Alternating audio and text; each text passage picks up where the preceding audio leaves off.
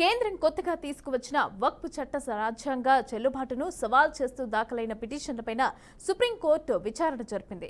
దాఖలైన 72 పిటిషన్లపైన CJI bench విచారణను వాయిదా వేసింది. CJI justice Sanjiv Khanna, justice Sanjay Kumar, justice KV Viswanathan నేతృత్వంలోని ధర్మాసనం విచారణ చేపట్టింది.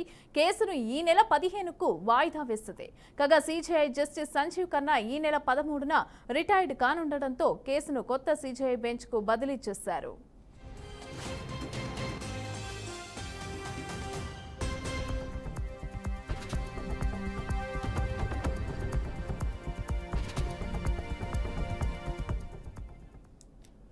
వక్ఫ్ చట్టం 2025 రాజ్యాంగబద్ధతను సవాల్ చేస్తూ దాఖలైన 72 పిటిషన్లు సుప్రీంకోర్టులో దాఖలయ్యాయి.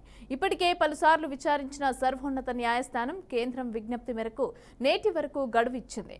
గత విచారణ సమయంలో చట్టంలోని 2 వివాదాస్పద నిబంధనలను తాత్కాలికంగా కేంద్రం నిలిపివేసింది. మే 5వ తేదీ వరకు వక్ఫ్ ఆస్తులను డీనోటిఫై చేయబోమని తెలిపింది.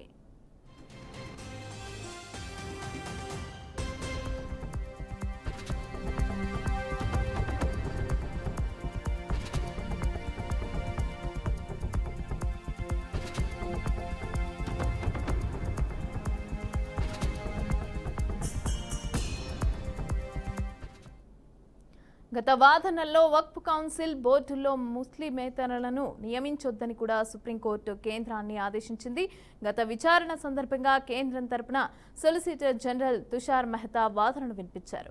అన్ని రకాలుగా జాగ్రత్తగా పరిశీలించిన తర్వాతే చట్టాన్ని రూపొందించినట్లు పేర్కొంది. ప్రభుత్వం తరపున పూర్తిస్థాయి వాదనను వినకపోవడం సముచితం కాదని పేర్కొన్నారు. తాజాగా కేసును వాయిదా వేస్తూ సుప్రీం నిర్ణయం తీసుకుంది.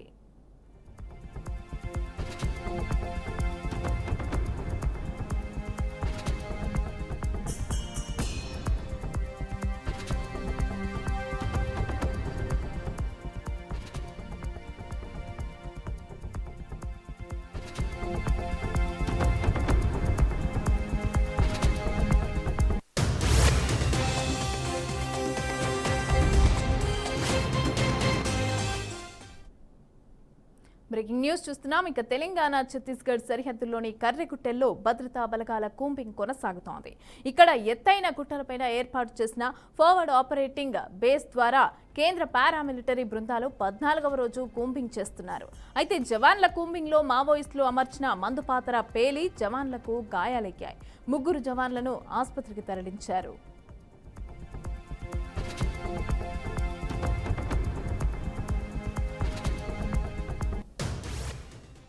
మావోయిస్టుల కోటలో పాగా వేసి జల్లెడ పడుతున్న సిఆర్పీఎఫ్, కోబ్రా, ఛత్తీస్గఢ్ రాష్ట్రం బస్తర్కి చెందిన ఫైటర్స్, ఎస్టీఎఫ్ జవాన్లకు అవసరమైన సామాగ్రిని కూడా వెంకటాపురం కేంద్రంగా రక్షణ దళానికి చెందిన హెలికాప్టర్లో తరలించారు. ఆహారం, మంచినీటితో పాటు ప్రాథమిక చికిత్సకి కావాల్సిన అవసరమైన మందులను కూడా సైతం సిద్ధం చేశారు.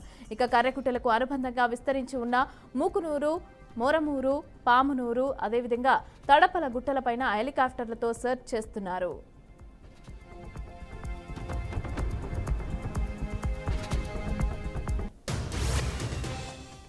రెడ్డిక కర్రెగుట్టెల్లో మందుపాతరలు అమర్చి మావోయిస్టులైతే దీనికి అక్కడ జవాన్లకైతే గాయాలయ్యాయి. అయితే దీనికి సంబంధించిన పూర్తి డీటెయిల్స్ మా ప్రతినిధి భాస్కర్ అందిస్తారు. భాస్కర్, చెప్పండి, జవాన్లు గాయపడ్డట్టుగా తెలుస్తోంది. అయితే దీనికి సంబంధించిన డీటెయిల్స్ ఇవ్వండి. మమతా, కర్రెగుట్టలు ఇంకా ఆపరేషన్ కగారు కొనసాగుతున్న సుమారుగా 14 రోజుల నుంచి ఇలా మావోయిస్టులు మొత్తం పూర్తి మావోయిస్టులకు పోలీసుల మధ్య ఇంకా కాల్పులు జరుగుతున్న పరిస్థితి ఏదైతుందో ఛత్తీస్గఢ్ తెలంగాణ సరిహద్దులో ఉన్నటువంటి కర్రెగుట్ట ప్రాంతం ఇప్పటికీ కంప్లీట్ గా పోలీసుల భద్రతా బలగాల వలయంలో ఇంకా అట్లే ఉన్న పరిస్థితి. ఎందుకంటే ఇప్పటికీ ఛత్తీస్గఢ్ రాష్ట్రంలో ఉన్న అడవి మొత్తంగా తుపాకుల మూతలతో దత్తరిల్లుతున్న పరిస్థితి ఉంది. ఏదైతుందో కేంద్ర బలగాలు చేపట్టినటువంటి ఆపరేషన్ కగారు ఇంకా 14 రోజుల పాటు ఎడతెరిపి లేకుండా ఆ బాంబుల మూతలతో దత్తరిల్లుతూ పోతున్న పరిస్థితి అక్కడ కనిపిస్తుంది. అయితే ఇప్పటికే ఆ 3 జవాన్లకు గాయాలని వారిని ఆసుపత్రికి తరలించారు. సిఆర్పీఎఫ్, కోబ్రా, ఛత్తీస్గఢ్ రాష్ట్ర బస్తర్కు చెందినటువంటి ఫైటర్స్, ఎస్టీఎఫ్ జవాన్లకు ఆపరేషన్ లో భాగంగా వాళ్ళకు దెబ్బలు గాయాలని తెలిసిన పరిస్థితి.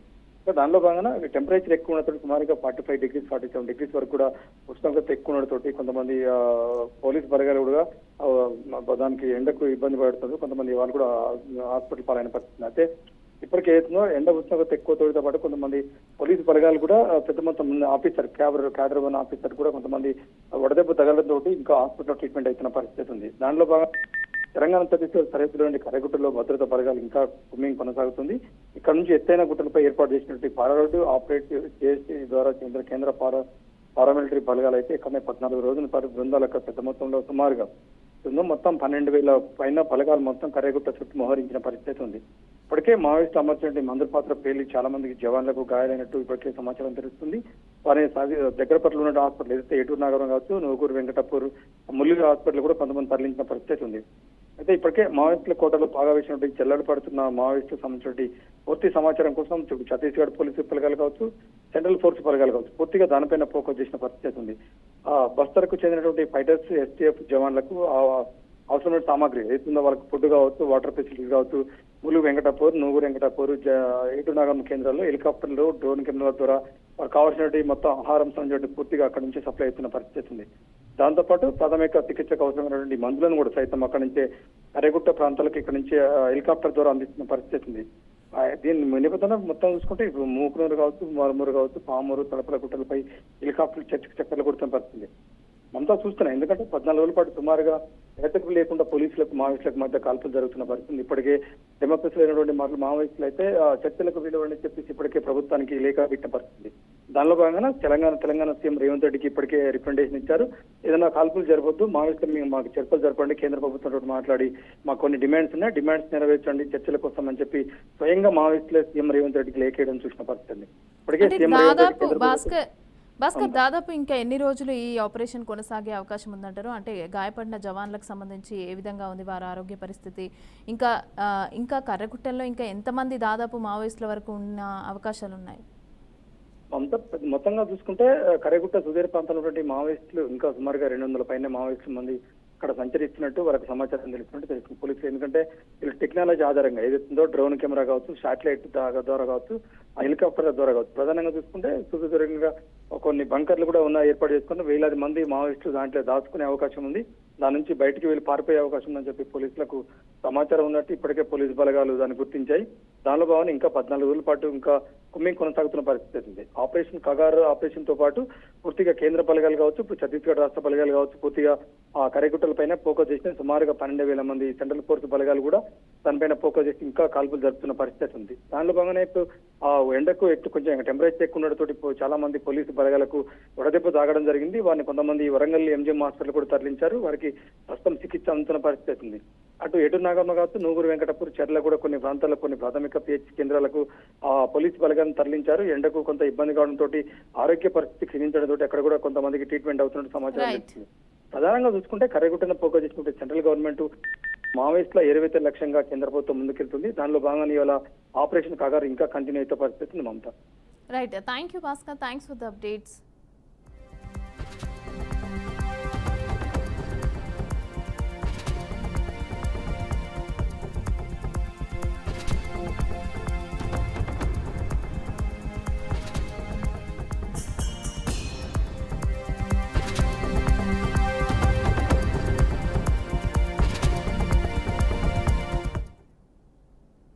రైట్గా బ్రేకింగ్ న్యూస్ చూస్తున్నాం. సినీ నటుడు ప్రకాష్ రాజ్ తాజాగా చేసిన కొన్ని వ్యాఖ్యలు తీవ్ర దుమారమైతే రేపుతున్నాయి. ఇక పాకిస్తానీ నటుడు ఫవాద్ ఖాన్ నటించిన సినిమాను భారతదేశంలో నిషేధించడంపై ఆయన భిన్నాభిప్రాయం వ్యక్తం చేశారు.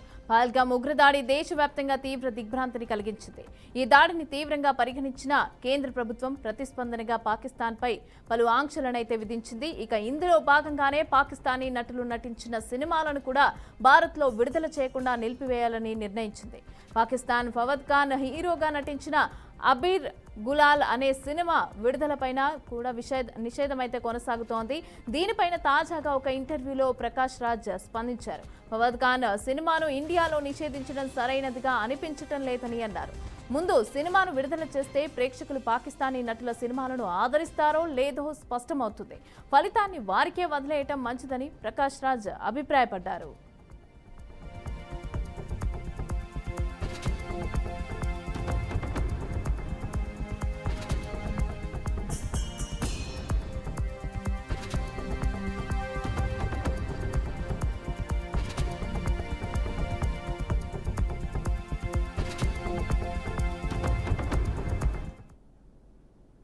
ఇక ఇక అసెంబ్లీలో ప్రశ్నలు అడగకుండా ఉండడానికి లంచం తీసుకున్న కేసులో రాజస్థాన్ ఎమ్మెల్యే అరెస్ట్ అయ్యారు. బడికోరారకు చెందిన భారత్ ఆదివాసీ పార్టీ ఎమ్మెల్యే జయకృష్ణ పటేల్ అసెంబ్లీలో మైనింగ్ కి సంబంధించిన 3 ప్రశ్నలు అడిగేందుకు సిద్ధమయ్యారు. అయితే వాటిని తొలగించేందుకు సంబంధిత మైనింగ్ కంపెనీ ఎమ్మెల్యేనైతే సంప్రదించింది.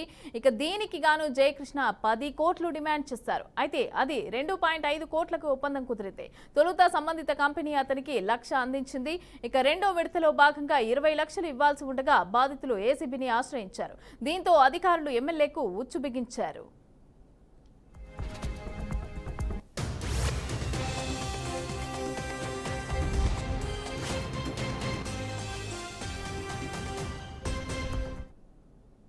ఇక డబ్బు ఇచ్చేందుకు ఎమ్మెల్యే క్వార్టర్స్ కి రావాలని సంబంధిత వ్యక్తులకు ఎమ్మెల్యే సూచించారు.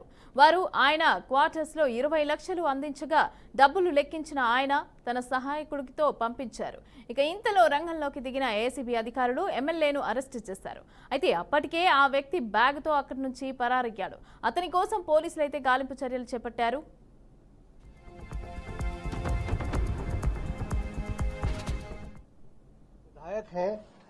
श्री जयकृष्ण पटेल बागीदोरा बांसवाड़ा के हैं। उनको आज एसीबी टीम ने 20 लाख रुपए लेते हुए ट्रैप किया है। ये ट्रैप की कार्रवाई काफी दिन से ये ऑपरेशन चल रहा था। हमारे पास परिवादी रविंदर सिंह जो कि उस एरिया के नहीं है, वो पूर्वी राजस्थान के हैं, उनकी माइंस हैं। इन माइंस के बारे में एमएलए साहब ने कोई प्रश्न लगाए हैं विधानसभा में। जो प्रश्न लगाए उस एवज में इनको अप्रोच किया एमएलए साहब ने। जब इनको अप्रोच किया तो इन्होंने इनसे बात की कि साहब क्या बात है। तब इन्होंने बताया कि भाई जो प्रश्न है मैं वापस ले लूंगा अगर आप कुछ मुझे पैसे दें तो। एग्जैक्ट वर्ड्स ये नहीं है लेकिन भाव यही है। उसके बाद ये बांसवाड़ा भी गए, परिवादी रविंदर सिंह बांसवाड़ा गए और वहां पे भी इन्होंने 1 लाख रुपया एमएलए साहब को दिया था।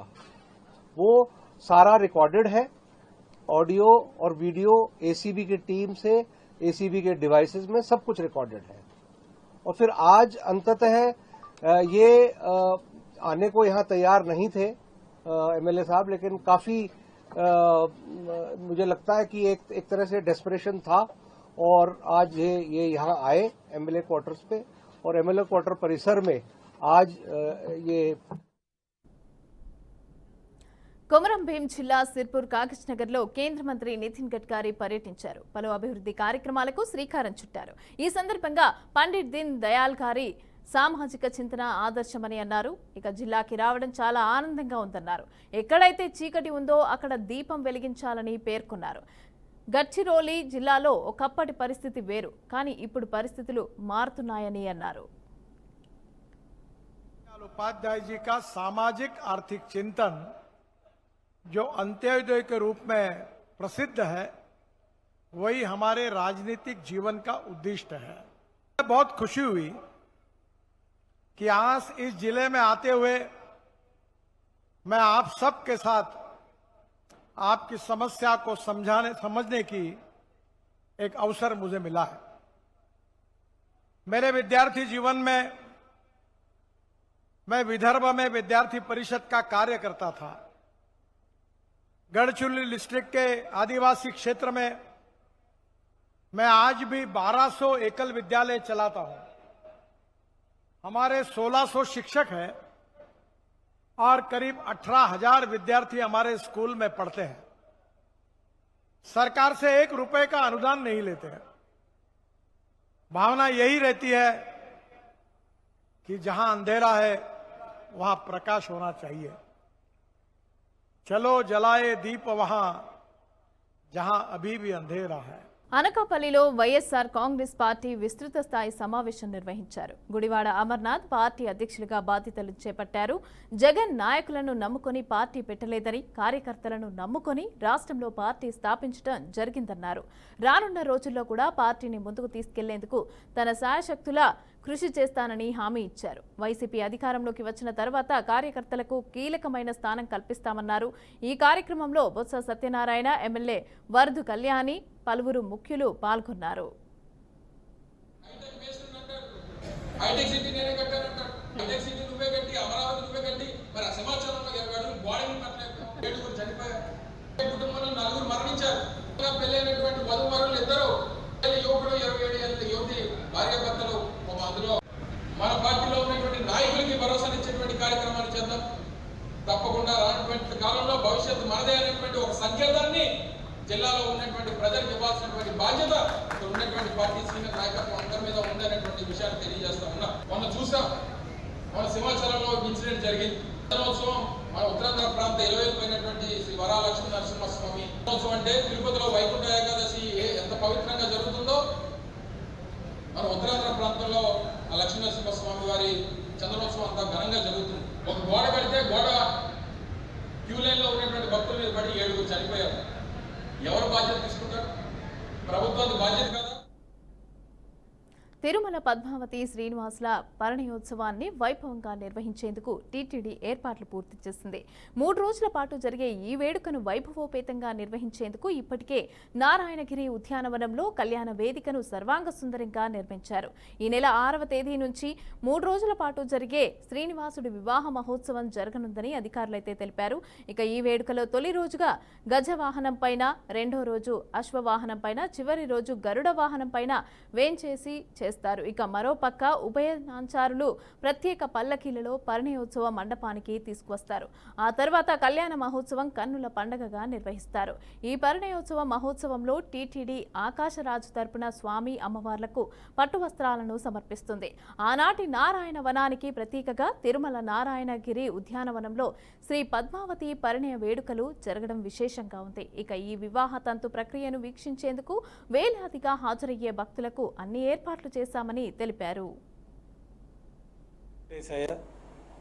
తిరుమల శ్రీవారాలయంలో ప్రతి మాసం అనేక ఉత్సవాలు నిర్వహించబడుతూ ఉంటాయి. ఆ కార్యక్రమాల్లో భాగంగా మే నెలలో వైశాఖ మాసంలో ప్రతి ఏటా 3 రోజుల పాటు ఈ వైశాఖ మాసంలోనే శ్రీనివాసుడు పద్మావతి అమ్మవారిని పరిణయం చేసుకొని ఈ యొక్క పద్మావతి పరిణయార్థానికి చిహ్నంగా వైశాఖ మాసంలో 3 రోజుల పాటు వైభవంగా పద్మావతి పరిణయోత్సవాన్ని నారాయణగిరి ఉద్యానవనంలో ఏర్పాట్లు చేస్తూ ఉన్నారు. ఈ కార్యక్రమాల్లో భాగంగా మే నెల 6, 7, 8 తేదీలు 3 రోజుల పాటు వైభవంగా వైశాఖ మాసంలో ఈ కార్యక్రమాలు జరుగుతాయి. పద్మావతి పరిణయోత్సవాల కారణంగా తిరుమల శ్రీవారాలయంలో ప్రతిరోజు సాయంకాలం వైభవంగా ఈ ఉత్సవాల నిర్వహణ జరుగుతుంది. ఈ ఉత్సవాల్లో భాగంగా మొదటి రోజు శ్రీ మలయప్ప స్వామివారు గజవాహనం పైన వేయించేస్తారు. అమ్మవార్లు పల్లకీల్లో వేయించేస్తారు. మేళ తాళాలతో ఊరేగింపుగా నారాయణగిరి ఉద్యానవనంలో చేరుకొని అక్కడ వైభవంగా ఈ పద్మావతి పరిణయానికి చిహ్నంగా స్వామివార్లు అమ్మవార్లు పూబంతులతోటి విసురుకోవడం, అట్లాగే మాలా పరివర్తన కార్యక్రమము, స్వామివారికి నూతన పట్టు వస్త్రాలు, అమ్మవార్లకి నూతన పట్టు వస్త్రాల సమర్పణ, ఉభయ దేవాలయాలను స్వామివారికి చెంతకు చేర్చి శ్రీ సత్యసాయి జిల్లా పుట్టపర్తి కలెక్టరేట్ ముందు సిపిఎం ఆధ్వర్యంలో నిరుపేదలు ఆందోళన చేపట్టారు. పేదలకు స్థలాలు ఇచ్చి ఇళ్లు కట్టించి ఇవ్వాలని అన్నారు.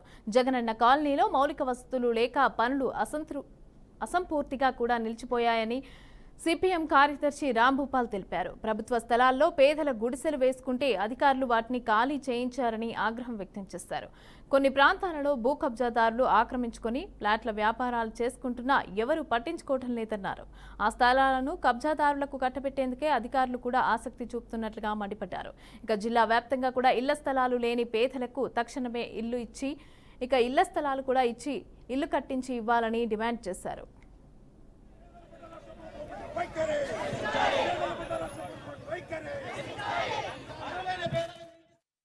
గత ప్రభుత్వం జగనన్న ఇళ్ల పేరుతో గ్రామాలనే నిర్మిస్తామనింది. కానీ పుట్టపర్తి జిల్లా కేంద్రానికి పక్కనే ఉన్న బ్రాహ్మణపల్లిలో ఇప్పటి వరకు నిర్మించినటువంటి ఇల్లు పూర్తే కాలేదు. అదేవిధంగా జిల్లాలో వేల సంఖ్యలో జగనన్న ఇల్లు మంజూరు చేసినారు, వందల సంఖ్యలో కూడా పూర్తయ్యే పరిస్థితి లేదు. అదేవిధంగా గత ప్రభుత్వం టీడీపీ గతంలో అధికారంలో ఉన్నప్పుడు టిడ్కో ఇళ్ల పేరుతో అన్ని మున్సిపాలిటీల్లో వేల సంఖ్యలో టిడ్కో ఇళ్లు మంజూరు చేసినారు, అవి పూర్తి కాలేదు. పేదలు ఎక్కడైనా ప్రభుత్వ స్థలాల్లో గుడిసెలు వేసుకుంటే మాత్రం పోలీసు రెవెన్యూ వాళ్ళు కలిసి ఆ స్థలాల్ని ఖాళీ చేయించేది పాకిస్తాన్ మీద యుద్ధం చేసినట్టు చేస్తారు. పోనీ ఆ స్థలాలు ఏమైనా కాపాడతారా? పేదలు ఖాళీ చేయిస్తారు, కబ్జాదారులు ఆ స్థలాల్లో ప్లాట్లు వేసుకొని వ్యాపారాలు చేస్తున్నారు. అనేక చోట్ల ఈ ఉదాహరణలు ఉన్నాయి. మేము ప్రభుత్వాన్ని చెప్పాము. గత నెల 25వ తారీఖు ఇదే కలెక్టర్ ఆఫీస్ గారి ముందు పెద్ద ఎత్తున ధర్నా చేసి అర్జీలు ఇచ్చాం. అర్జీలని ఎంక్వైరీ పేరుతో అక్కడ కొన్ని ఇక్కడ కొన్ని పరిశీలించినారు తప్ప ఇప్పటి వరకు ఏ రకమైన చర్య లేదు. కాబట్టి ఆ రోజు చెప్పాం, మళ్ళీ 2 వారాల తర్వాత మీ దగ్గరికి వస్తాం, ఈలో పరిష్కారం చేయండి అని చెప్పేసి కోరాం. అధికారుల నుంచి చలనం లేదు. రెండో వైపు ప్రభుత్వం చెప్తుంది, రాష్ట్ర ప్రభుత్వం అర్హులైన పేదలందరికీ ఇండ్లు ఇచ్చే బాధ్యత మాది, ఇళ్ల స్థలాలు గ్యారెంటీకి ఇస్తామని. అంటే వాళ్ళ దృష్టిలో అర్హులు అంటే ఎవరు? రోడ్డు మీద ఎండకుండే వాళ్ళు, నిజంగా స్థలాల్లో ఉండేవాళ్ళు, స్థలాలు లేక ఇబ్బందులు పడుతున్న వాళ్ళు కాదు. అధికార పార్టీల నాయకులు ఎవరు అధికారులు ఉంటే వాళ్ళ నాయకుల చుట్టూ తిరిగే వాళ్ళ. అందుకని మేము అడుగుతున్నాం, నిజమైన అర్హులు వీళ్ళకి ఇళ్ల స్థలాలు ఇవ్వండి అని కోరడం కోసమే ఈరోజు ఇక్కడికి వచ్చాం. ఆందోళన చేయాల. అదేవిధంగా కదిరి మున్సిపాలిటీ సమస్యలు చాలా ఉన్నాయి. కాలనీలో ఉండేటువంటి పేదలకు, హిందూపురం వివిధ ప్రాంతాల్లో ఉండే ఈ సమస్యలన్నింటి మీద ఇప్పుడు అర్జీలు ఇస్తాం. ప్రభుత్వం స్పందిస్తే మరోసారి విజ్ఞప్తి చేస్తాం. స్పందించకపోతే వేరే మార్గం లేదు, ఆఫీస్ని భవిష్యత్తులో ముట్టడి చేయడం తప్ప ఇంకో మార్గం లేదు అని చెప్పేసి ప్రభుత్వాన్ని, గత ప్రభుత్వం జగనన్న ఇళ్ల పేరుతో గ్రామాలనే నిర్మిస్తామనింది.